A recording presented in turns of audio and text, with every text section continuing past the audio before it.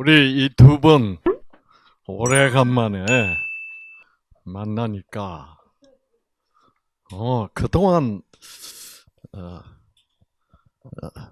그동안 어, 강의를 안 했구나 하는 게 하나 제가 생각이 나요. 응?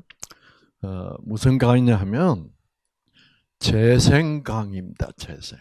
재생 강의를 이경원 씨를 위해서는 어, 간 재생 얘기를 어, 해드렸는데 우리 남편 되시는 박광명 씨는 위장을 전절제를 했어요.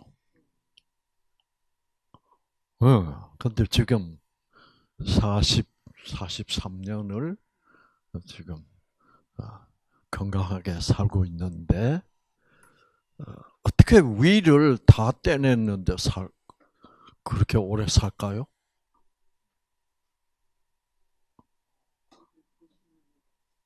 어? 위장이 다 새로 생겼어. 여러분. 뉴스타트에. 네.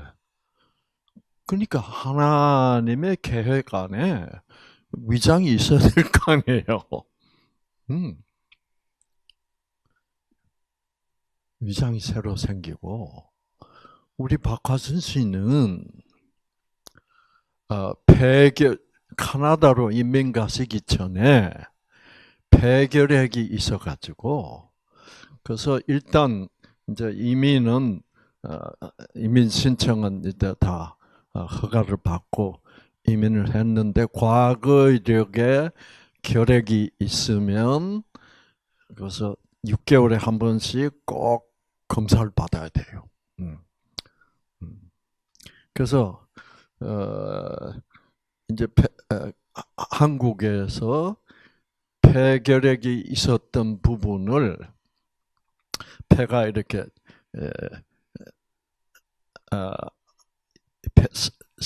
폐엽이라 그래요. 폐가 그냥 한 덩어리로 있는 게 아니라 한 부분, 두 부분, 세 부분 이렇게 삼엽이라고 그럽니다. 그 있는데 세 엽 중에 한 엽을 완전 제거를 했어요. 가지고 이제 그래도 이제 폐결핵 문제는 없이 건강하게 살고 있었는데 남편이 이제 위암에 걸려서 6개월 살기도 힘들다. 이렇게 됐는데, 예. 그래가지고 이제 박광명 씨는 뉴스타트에 왔어요. 참 파란만장한 얘기. 우리 박광명 씨 그 회복 여기가 있어요. 이제 가끔 환자들한테 아직도 보여주는데, 이제 뉴스타트 와서 이제 그 당시에 두 부부 사이는 이혼 직전이었어. 그래가지고 이제 뉴스타트에 와서 우리 박광명 씨는 무조건적 사랑의 하나님을 만나고 그래서 이제 집으로 돌아가서 마누라한테 그동안 내가 얼마나 잘 못했는지 알겠다고 이래가지고 뉴스타트 때문에 부부가 다시 이혼 안 하기로 했어요. 그래가지고 우리 박화순 씨가 저한테 장장 한 17장 정도 될 것 같아. 장편 소설을 썼어. 감사하다고. 그래가지고 이제 부부가 같이 뉴스타트를 전하는 거예요. 우리 박화순 씨가 빵을 잘 만들어. 그리고 요리 솜씨가 좋아요. 그래서 한때 우리 센터에 그 주방에서 많이 도와주셨는데, 그래가지고 그 건강 아, 이제 통밀빵 이런 걸 만들어서 그 토론토 시내에서 뉴스타트 부부로 아주 이름이 나서 유명 인사가 됐어요. 한국 한인 사회에서. 그래가지고 이제 어, 저 두 부부가 저를 초청해가지고 그러니까 이제 교회에서 그러니까 사람들이 많이 모이죠. 그래서 뉴스타트를 참 재밌게 그때 했어요. 했는데 그래가지고 이제 암 환자만 생겼다 교포사회. 예. 그러면 이제 통밀빵하고 이제 건강한 반찬하고 뭐 이래가지고 방문하는 거야. 그러면 사람들이 좋아져. 그래서 우리 뉴스 센터에 환자들도 저분들을 통해서 많이 왔고, 그래서 사실은 저분들이 제일 박공현 씨가 뉴스타트 1기니까 1982년이죠 그때가 83년이었나? 82년이었을 거예요. 그래가지고 토론토에서 카나다에서 완전히 이경은이가 된 거야. 그래서 유명 인사가 됐어. 그런데 이제 그래서 두 부부가 뉴스타트를 열심히 두 분이서 같이 하면서 그 암 환자들을 너무나 많이 도와줬어.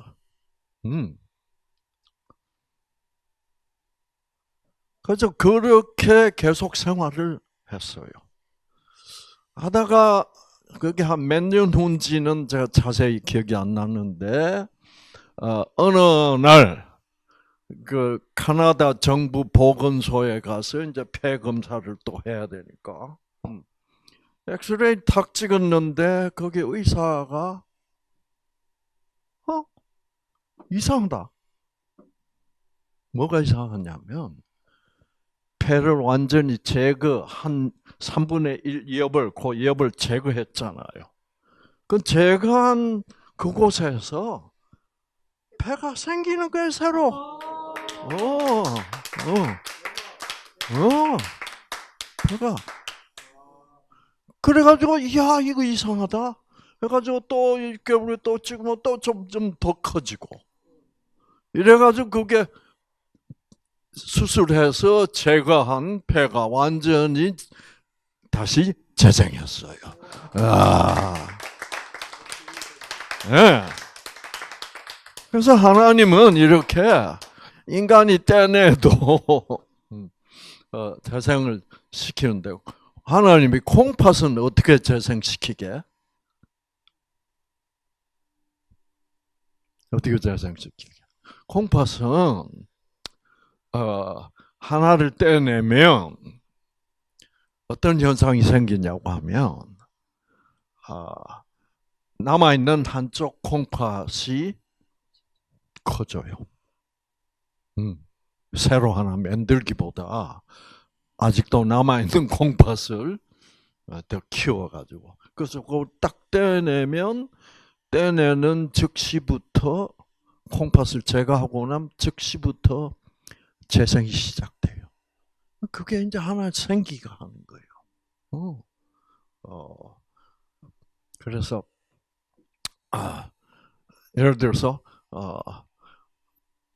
아기가 태어났는데 간이 너무 엉망이야. 이 간을 붙여놓을 수가 없고 이 간을 아기 간을 제거하고 엄마 간을 한쪽 귀퉁이를 잘라서 아기한테 이식해 줄 수 있습니다. 그러면 어떻게 되게?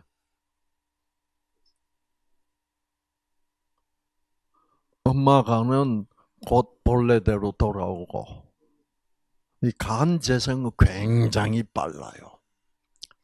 돌아오고, 아기 간은 그 한쪽 귀퉁이 잘라낸 거 가지고 부족하니까, 그게 16개월이라든가, 그때가 되면 아기 간은 자기가 필요한 사이즈의 간으로 간까지 자라고 그때부터는 중단해요.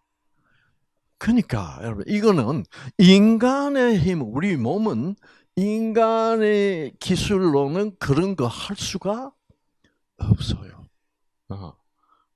그래서 아, 그렇다는 것을 여러분 이거는 반드시 사람들이 알아야 돼. 그러니까 하나님의 생기가 들어가면 필요한 대로 다 회복이 될 수 있도록 되어 있는 거야. 근데 이빨은 안 되잖아. 근데요, 최근에 이빨이 다시 생긴다는 보도가 나오기 시작했어. 그래서 왜냐하면 이빨이건 콩팥이건 모든 것이 다 줄기세포에서 나오는 거거든. 줄기세포가 각종 가지세포가 되잖아요. 그러면 이빨 생산을 하는 유전자가 있단 말이에요. 그래서 그 이빨 세포를 가진 세포도 줄기세포에서 나온다고. 그러니까 하나님이 사실 그 여러 이빨 가진 이빨을 만들어내는 세포가 이제 어린 아이들이 나이가 되면 이빨이 올라오잖아요. 그래서 실제로는 그렇게 되게 돼 있는 거야. 근데 그래서 그러니까 이제 그 이빨이 재생돼서 나오려면 뭐를 하면 되겠습니까? 뉴스타트를 하면 되지. 그런데 그런 거를 전혀 고려하지 않았으니까. 그렇죠. 그래서 저도 뭐 임플란트 다 했는데 뭐 이빨만은 안 되는 걸로 생각하고. 그러니까 이상구의 믿음도 별거 없어.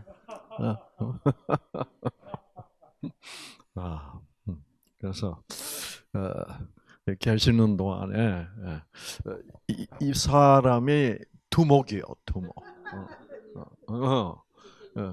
이분은 간암이 3개월밖에 못 살기 때문에 간 이식을 해야 된다고 3개월 선고를 받고 뉴스타트를 와서 듣고 간 이식을 거부했어요. 그래서 김성욱 씨, 그 에드먼톤의 그 김성욱 씨, 그래서 그분처럼 그래서 그 간암이 다 나버렸어요. 그래서 이분은 붙박이 샘플이야. 그 처음 오신 것이 2년 2개월 전인데, 2년 3개월이다 이제 그렇잖아요. 전인데, 그래서 여기 와서 이 자리에 앉아서 두목 노릇을 한다.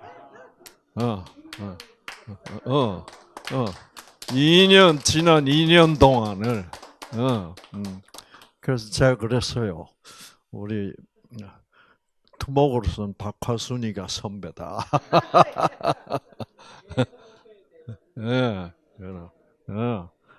저 여자도 인물이에요. 그렇습니다. 자, 오늘 보니까 질문이 들어왔습니다. 마가복음 14장 36절에서 보여지는 예수님의 인간적인 면모에 대해 박사님 버전의 해석을 듣고 싶습니다. 이거 성전 정화 사건이에요? 아,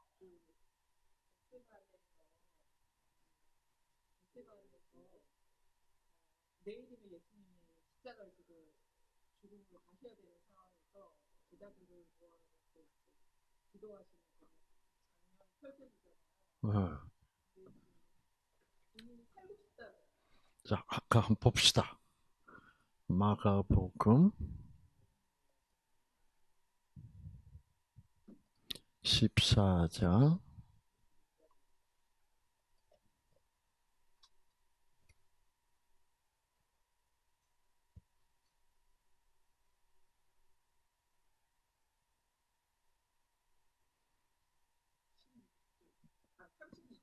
36절.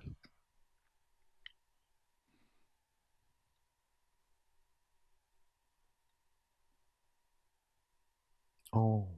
네.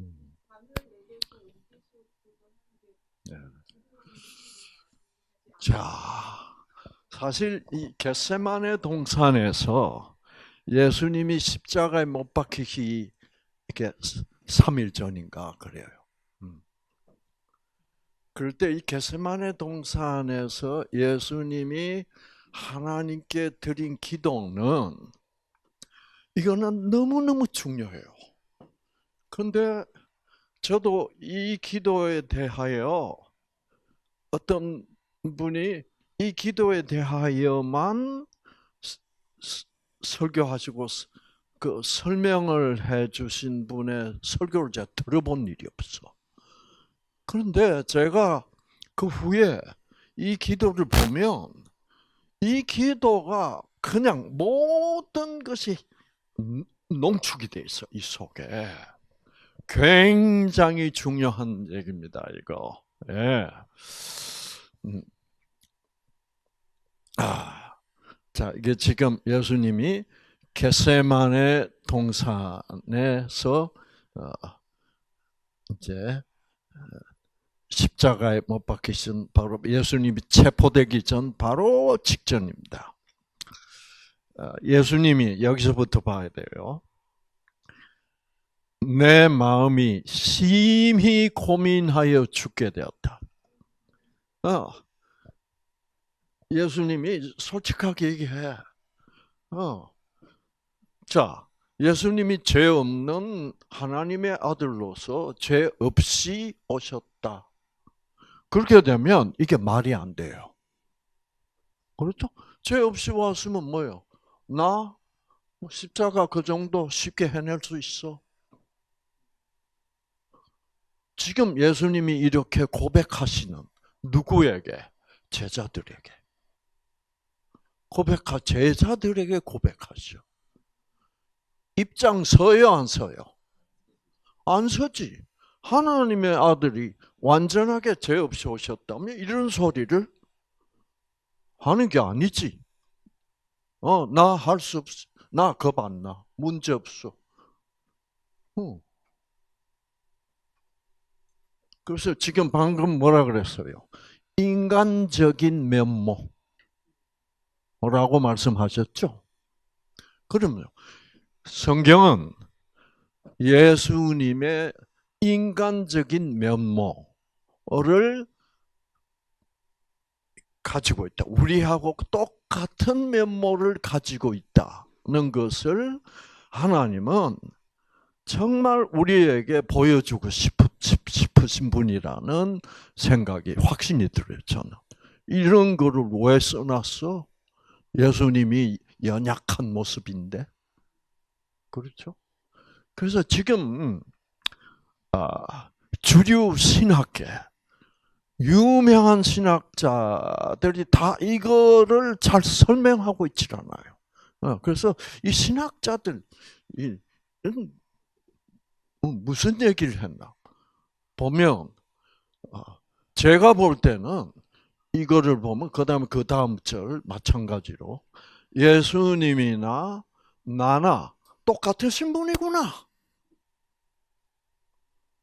라는 거를 깨닫도록 성경은 기록을 해놨어요. 자, 보세요. 그래서 내 마음이 심히 고민하여 죽게 되었으니 너희는 여기 머물러 깨어 있어라 하시고 조금 나아가서 땅에 엎드려 될 수 있는 대로 이때가 말은 십자가에서 죽는 때, 죽는 일이 자기에게서 어떻게 지나가기를. 죽지 않고 해결이 됐으면, 예수님이 죽어야만 우리는 구원받아. 예수님이 안 죽으면 우리는 구원받을 수 없어. 우리의 죽음을 하나님의 아들이 대신 죽어 주셔야 되니까. 그렇죠? 그런데 예수님이 천국에서 땅으로 오시기 전에 하나님하고 약속했어. 아들아, 네가 얘들 대신 죽어줘야 되지 않겠니? 예수님은 뭐라 그랬게? 물론이죠. 제가 하겠습니다. 그런 아들이 뭐가 되니까? 인간이 되니까 죽는 게 무서워서 너무 두렵다. 고민이다. 이거를 우리가 잘 알아야 돼요.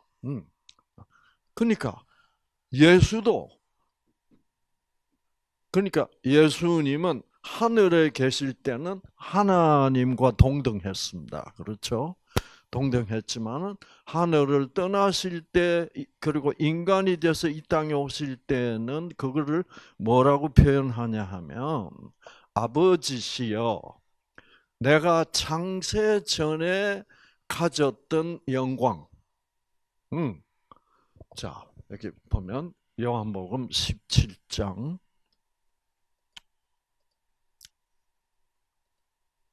요한복음 17장 5절을 보면, 아버지여, 창세 전에 내가 아버지와 함께 계셨던 영화로서 지금도 아버지와 함께 나를 영화롭게 하소서. 그러니까 지금 이 땅에 오신 예수는 창세 전에 아버지와 함께 가졌던 영화를 가지고 있지 않다는 얘기예요. 그렇죠? 그래서 지금 이제 십자가에서 죽고 지금 모든 죄인들의 구원을 이루고 예수님이 도로 천국으로 가신다면, 그때는 창세 전에 아버지와 함께 가졌던 영광을 어떻게 다시 회복하는 거예요. 아시겠죠? 자, 그 다음에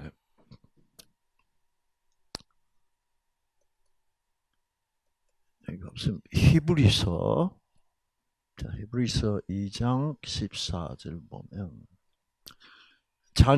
자녀들은 인간들이란 말입니다. 인간들은 혈과 육에 속하였음에, 그 예수도 또한 인간과 무슨 모양으로? 같은 모양으로 혈과 육을 지니시게 되었다. 그 이유는 죽음을 통하여 죽음의 세력 잡은 자 곧 마귀를 멸하시기 위해서다. 자, 즉 혈과 육. 그러면 혈과 육이란 말은 성경에서 사도 바울은 어떻게 사용하고 있냐고 하면, 고린도 전서 15장 50절에 가면 혈과 육이란 게 어떤 거냐, 이런 거예요. 여러분 이제 놀라실 거야. 형제들아, 내가 이것을 말하노니 혈과 육은 하나님 나라에 들어갈 수, 이어받을 수 없는 존재야. 그래서 우리 인간은 예수님이 대신 죽어주지 않으면 혈과 육이고, 이 혈과 육은 천국에 갈 수 없다. 이렇게 되어 있어요. 그런데 누구도 혈과 육이다? 예수도 혈과. 이거를 알아야 돼. 지금 인간으로 오신 예수는 천국 갈 수 없어. 자기 능력으로. 근데 신학자들은 지금 이거 심각한 문제예요. 신학자들 뭐라 그러고 있냐고 하면 자기 자신도 받아야 될 그런 차원에 있는 존재는 우리 인간을 구원할 수가 없다 이러고 있어요. 와, 이거는 성경하고는 180도로 달라. 그러니까 아니 그분들은 성경을 어떻게 보는지 그렇잖아. 자, 혈과 육은 천국에 갈 수 없다고 분명하게 해놨죠. 근데 예수도 뭐라? 혈과 육이다. 오, 이거는 여러분 여기서 우리의 그 믿음이 이거를 모르면 믿음이란 것이 애매해져요. 그러면 여기서 예수님도 혈과 육으로 오셨다. 그러니까 그 말은 무슨 말이에요? 예수님도 구원받아야 된다는 얘기야. 와, 이 감동적 아니에요? 그만큼 예수는 우리를 구원하시기 위해서 자기도 구원받을 수 없는 죄인으로 오셨대. 구원받을 수 없어, 그대로는. 와, 저는 이게 감동의 물결이야. 그래서 자, 그런 예수, 제가 이 설명을 이렇게 하고 있는 이유는 그런 예수기 때문에 우리하고 똑같다 이 말이에요. 십자가, 죽음이 앞에 있으면 두려울 수밖에 없고 죽고 싶어, 죽기 싫어. 그것이 예수다.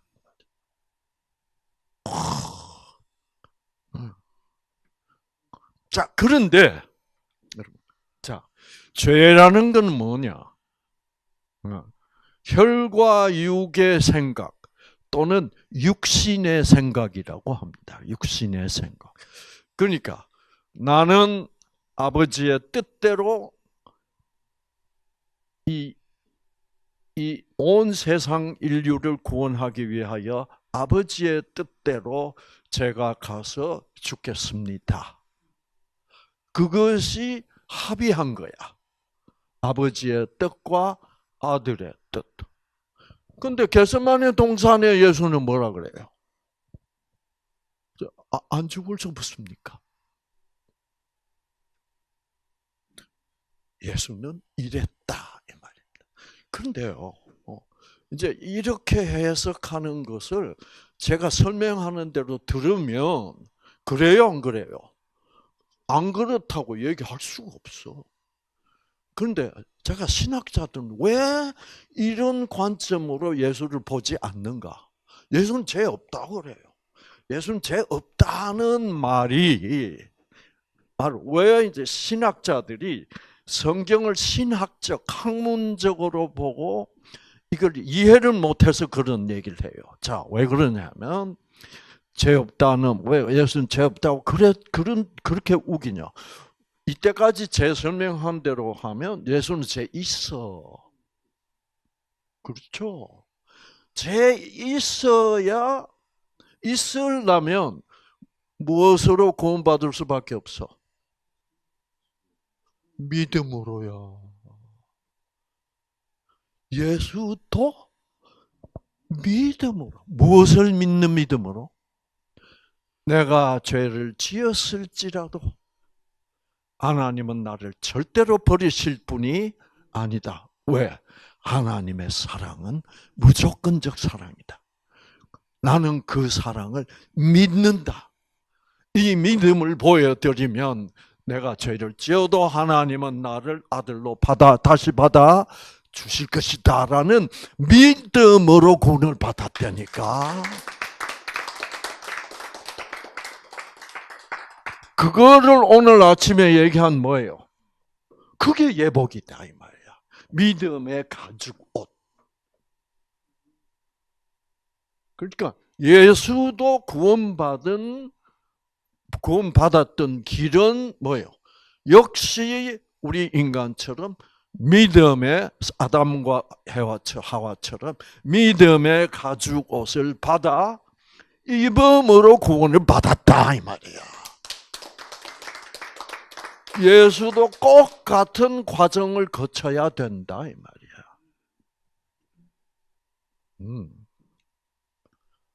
아니 이런 거를 보면서 어떻게 예수가 구원받아야만 될 존재라면 그건 안 된다. 왜? 예수도 하나님으로부터 구원받아야 될 존재라면 구원자가 될 수 없다. 이거는 십자가를 망쳐놓는 거예요. 그러니까요, 여러분.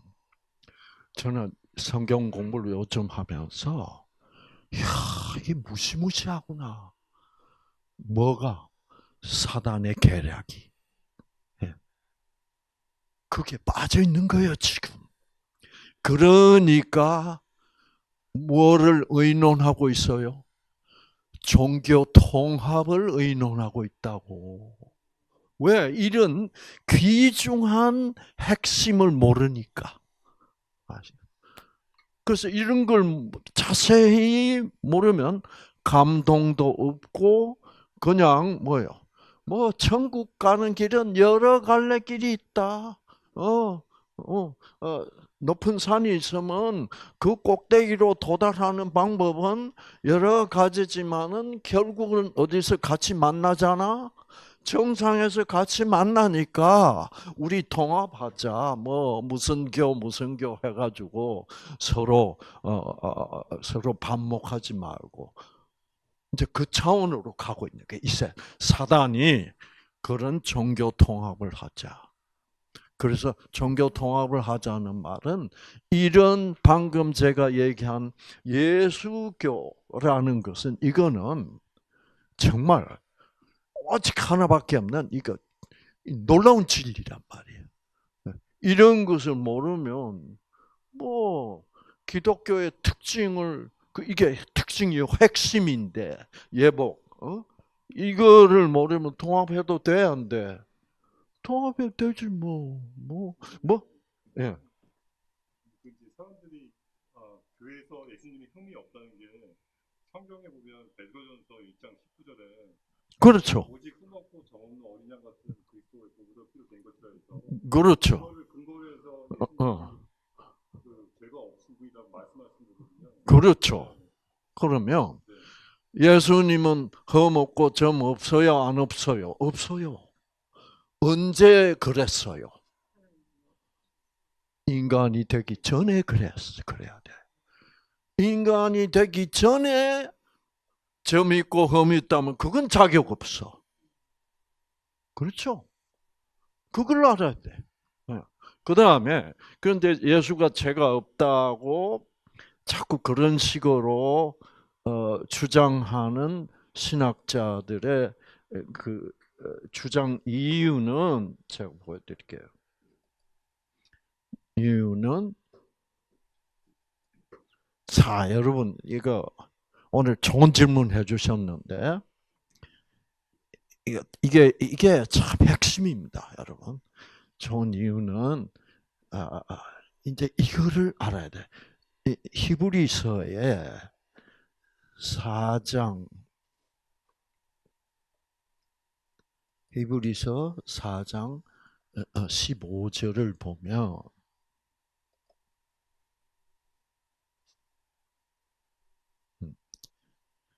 우리에게 있는 대제사장은 우리의 연약함을 동정하지 못하실 리가 아니요. 우리와 모든 일에 모든 일에 우리와 똑같이 시험을 받으신이다. 자, 요거 잘 봐야 돼요.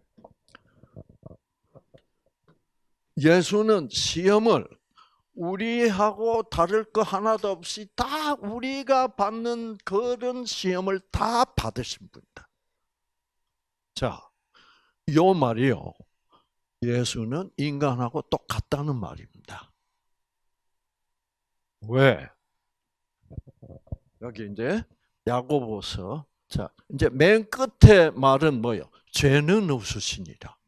요게 이제 요거 때문에 신학자들이 이제 그래도 예수는 죄 없다. 이제 이러죠. 그러나 우리와 다름없이 꼭 같이 시험을 받으셨다는 말 그 자체는 예수도 뭐요? 우리와 꼭 같은 죄인이란 말과 같은 말입니다. 왜 그러냐? 하면 야고보서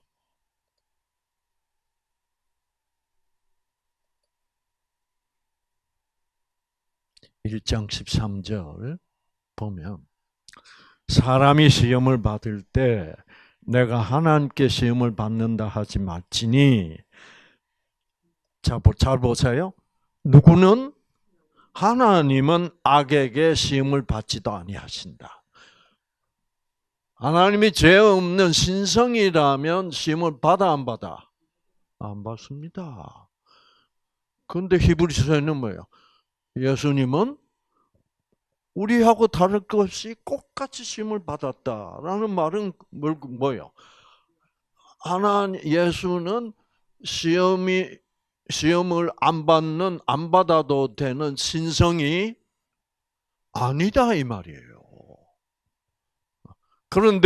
그런데도 불구하고 죄를 뭐요? 죄는 없으시니라. 그런데도 불구하고 죄를 안 지었다. 여러분, 죄인이 죄를 안 지었다는 말은 말이 안 돼. 지금 예수는 겟세마네에서 뭐라고 그러고 있어? 뭐 하고 있어요? 죄 짓고 있어. 그렇잖아요? 죽겠다고 아버지께 약속하고 온 아들이 이거는 죄인의 생각. 다시 말하면 성경적으로 다시 표현하면 육신의 생각이에요. 자, 육신의 생각은 그거는 죄인의 생각이야. 그렇죠? 자, 그래서 여기 로마서 8장을 보면 8장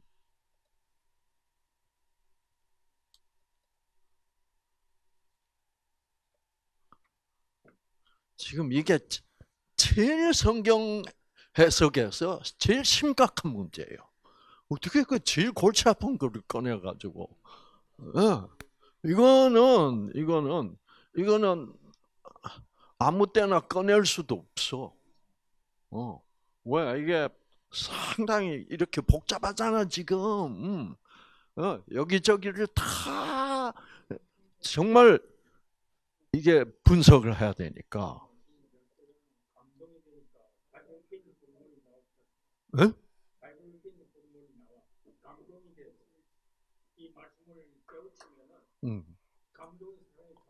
그렇지. 그렇죠. 자, 그래서 그러나 죄는 없으시니다. 이 말을 이해해야 돼. 자, 이 말을 어떻게 이해하면 되겠어? 그렇지.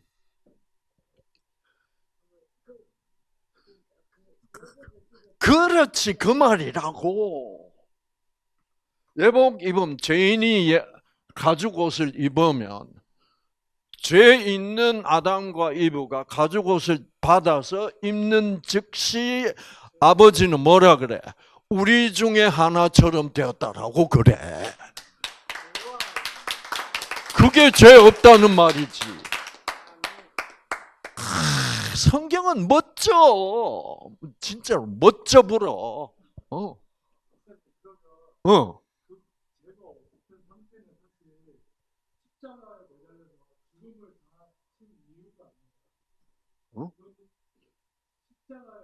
어? 저것도 좋은 질문이야. 자, 그 질문 기억하고 있어. 어. 그러니까 십자가에 달린 예수는 뭐야? 죄 덩어리라니까. 왜? 우리 모든 인류의 죄를 뭐요? 끌어안았으니까.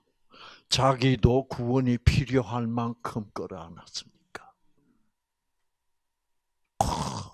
그렇죠? 그러면 그래서 보세요. 자, 일단 요거부터 설명하고 육신을 따르는 자는 육신의 일을, 성령을 따르는 영의 일을 생각하나니 육신의 생각은 사망이요 영의 생각은 생명과 평안이라. 육신의, 지금 예수가 죽기 싫습니다. 이게 무슨 생각이야? 육신의 생각, 영의 생각이 아니야. 응. 육신의 생각은 어떻게 뜻하고? 하나님과 원수가 되나니. 육신의 생각을 갖고 있는 그 자체가 하나님의 원수라고.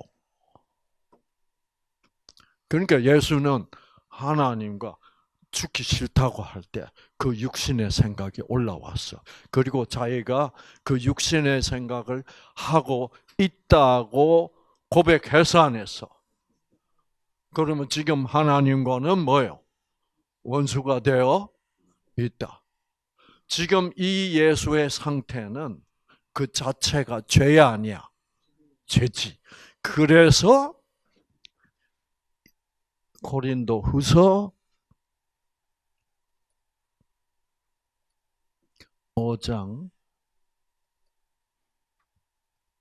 21절 보면 하나님이 죄를 알지도 못하신 예수를 우리를 대신하여 어떻게 했다?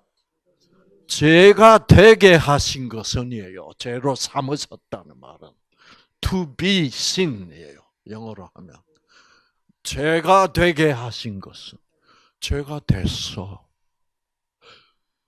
그래서 죄가 됐어. 그래서 그 예수의 죽음으로 말미암아 우리의 죄는 없어진 거다 이 말이야. 우리가 그 예수 그리스도가 우리의 죄를 끌어안고 죄가 되셔서 나 대신 죽으셨다면 나는 죽어도 부활하게 되어 있는 거야. 그렇잖아.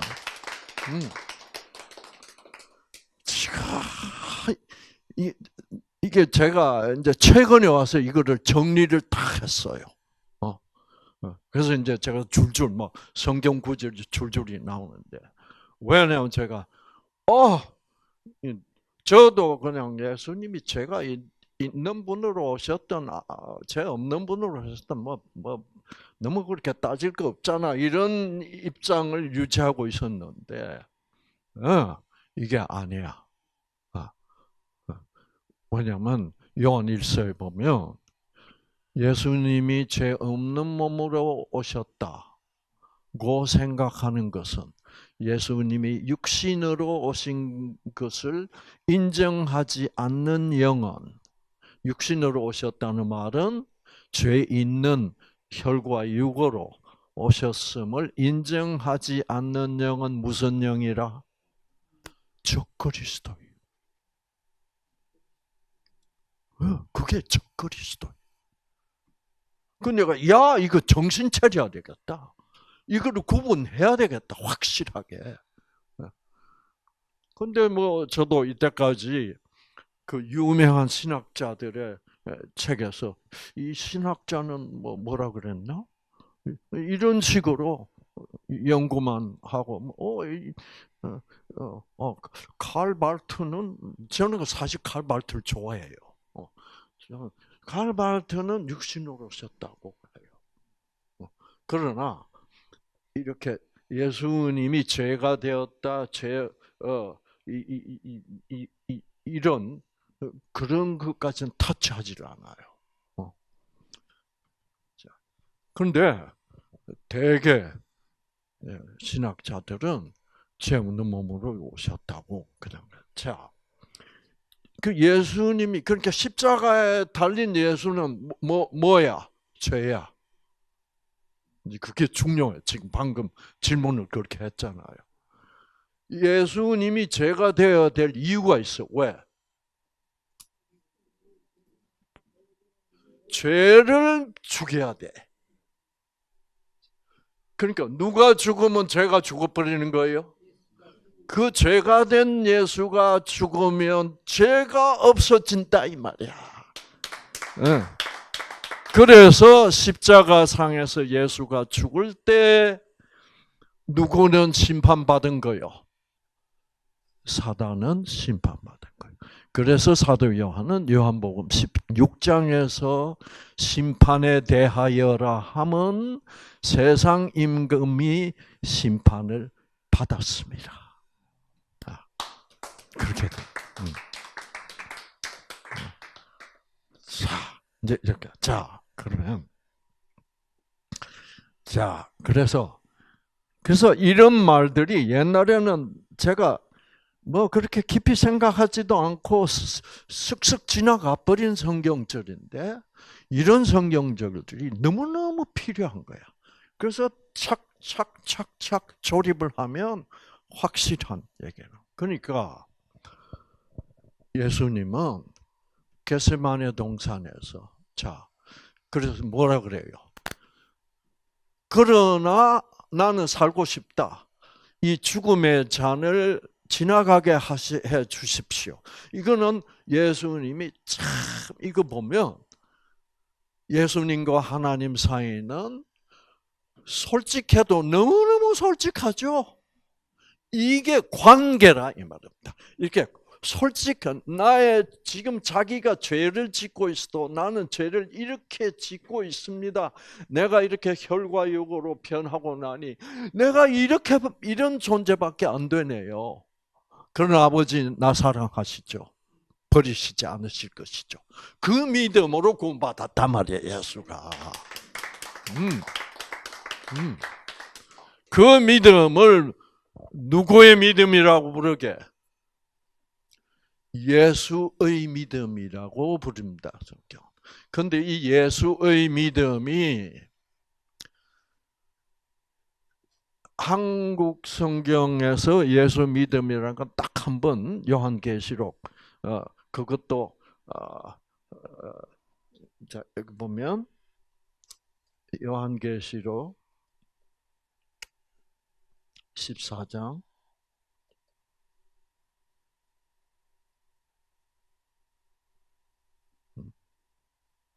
자 보세요. 성도들의 인내가 여기 있나니 그들은 하나님의 계명과 예수의 예수에 대한 이게 본래는 예수의 믿음이야.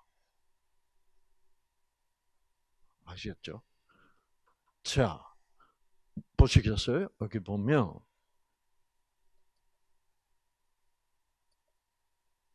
킹 제임스 성경에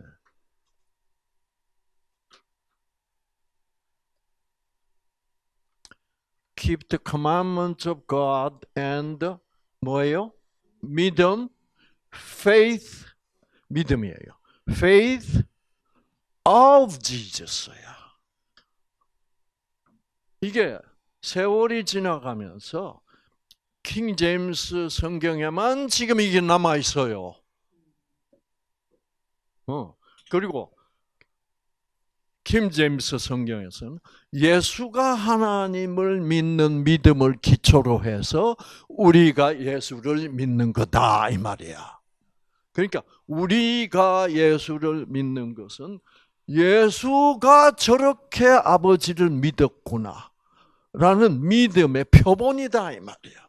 예수가 그런 믿음으로 구원을 받지 못했으면 우리는 어떻게 구원을 받는지 알 수가 없다. 그래서 예수를 구원의 창시자, 믿음의 창시자라고 부른다 이 말이야. 아시겠죠? 그렇지. 근데 여기서 the commandment of God. 이제 이건 율법에 대해서 우리가 다시 공부를 해야 되는데, 하나님의 계명이라 그래서. 그렇지. 하나님의 약속이지. 그렇지.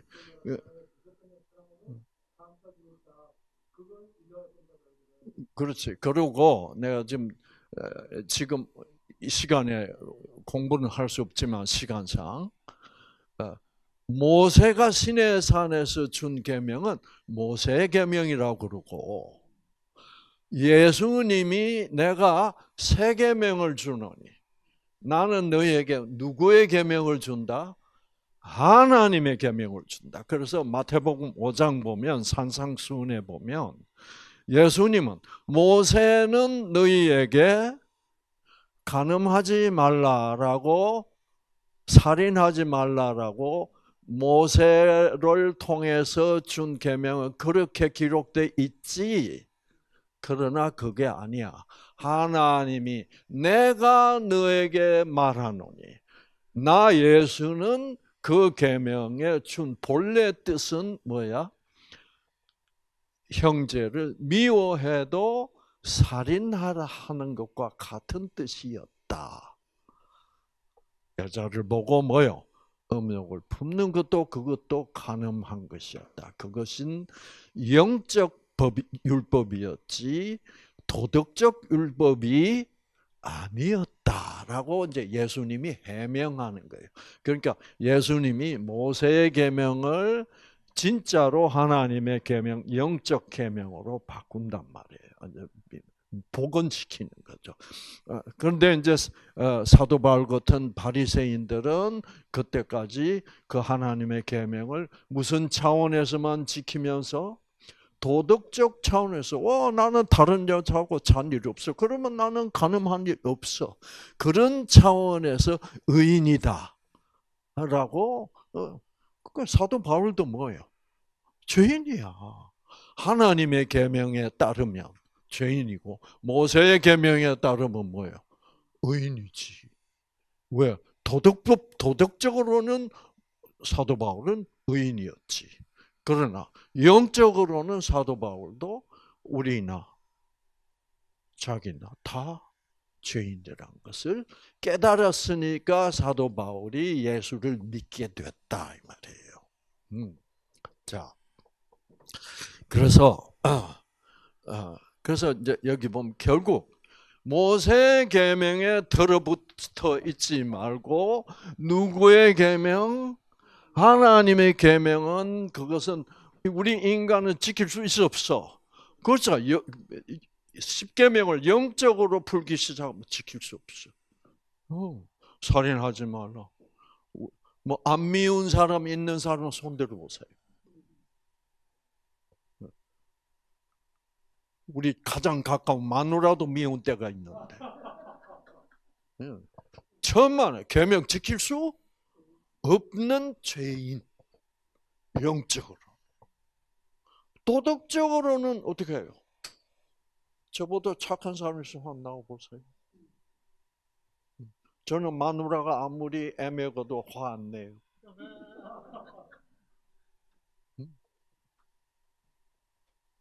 그러나 죄인이다. 그 죄인은 죄를 안 지어도 뭐예요? 죄인이기 때문에 천국에 갈 수 없는 존재다. 그래서 율법의 행위로는 의롭다함을 받을 육체가 없다. 율법 못 지킨다. 그래서 우리는 그 예수 그리스도가 죄인이 돼서 이제는 구원받을 수 없는 혈과 육이 돼버려도 그러나 예수는 그럼에도 불구하고 하나님은 나를 끝까지 절대로 나를 버리시지 않는다는 그 무조건적 사랑을 믿는 믿음으로 하나님이 예수를 구원하는 모습을 보고 우리도 그렇게 구원받은 예수가 우리에게 보여준 뭐예요? 믿음대로. 예수님 믿음을 창시자 아니에요. 그 믿음대로 우리는 따라가서 예수를 따라가서 구원을 받게 되는 것이다 이 말이에요. 네. 그래서 어 그래서 이제 자 그러면 자 여기 이제 마태복음 14장 돌아왔어. 예수는 분명히 죄 지었어요, 안 지었어요? 죄 지었어. 이제 이렇게 얘기하면 이제 저는 죽일 놈이 돼. 신학계에서는 죽일 놈. 아시죠? 그럼 저는 딱 보니까 뭐예요? 쫙. 그러면 그런 죄인이 되어버린 예수가 죄가 없다라고 할 때 그 죄가 없다라는 말은 무슨 말이 돼야 돼? 그렇지, 그래서 예수도 아담이 입은 믿음으로 받아 입은 그 어린 양 예수 그리스도의 피 흘리고 죽은 그 믿음을 따라서 그렇죠. 우리도 우리도 그 예수가 죄 없다는 것은 예수도 하나님은 내가 이렇게 죄를 지었다는 것을 예수는 정직하게 스스럼없이 노출했어. 노출할 수 있는 이유는 뭐예요? 안 믿으면 노출 못합니다. 왜? 노출하면 너 죄 지었구나. 너는 끝이야. 이렇게 이게 안 믿는 거거든. 그러면 믿음 없으면 노출 못해요. 그러니까 믿음 없으면 아담과 이브는 죄를 딱 짓고 믿음이 없어져 버렸어. 그렇죠. 그래서 하나님이 아담아 내 따라 하고 찾아오니까 아담과 이브는 어떻게 해봤어? 하나님 왔다. 진짜 정직한 노출이 없어. 그때는 아담과 이브는 믿음이 없었어 그래. 그런데 하나님이 자기들한테 질문을 던져. 그러니까 그래서 죄를 짓고 나서 아담과 이브가 한 행동이 무슨 행동이에요? 치마야. 그러니까 이제는 자기의 치부를 어떻게 노출시키지 않겠다는 거지. 그게 죄가 죄인이 딱 돼버리면 뭐예요? 자기를 노출할 수 있는 믿음이 없는 거예요. 그러나 예수는 끝까지 내가 이런 죄인이 되어도 하나님은 나를 아들로서 여전히 아들로서 인정해 주시고 받아주실 것이라는 믿음으로 아버지 나 좀 보세요. 내가 지금 죄 짓고 있습니다. 그렇게 된다면 그 믿음이 같이 따라온다면 그것은 예복을 입은 거야 안 입은 거요? 입었으므로 죄가 없는 것이다. 이렇게 되는 거예요. 네. 이거를 이해를 못하니까 신학자들이 뭐예요? 죄가 없다고 그래서 죄가 없는 거야.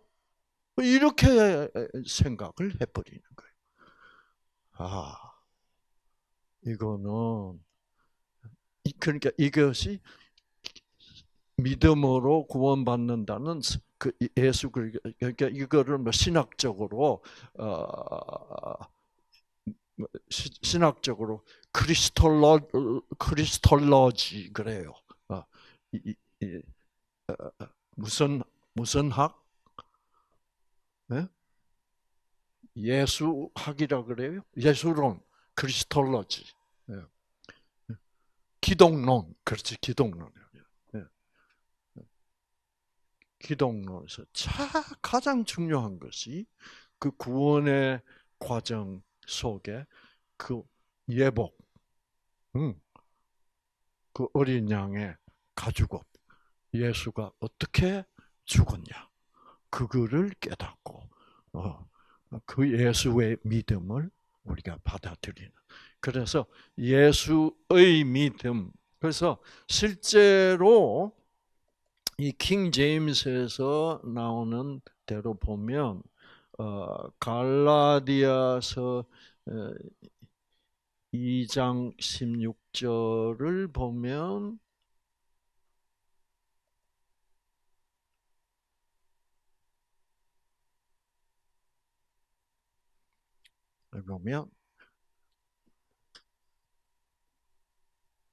자, 율법의 의로 인간이 의롭다함을 받지 못하고 그다음에 그러나 무엇으로 의롭다함을 받을 수 있다? By the 뭐요? Faith of Jesus Christ. 예수 그리스도의 믿음.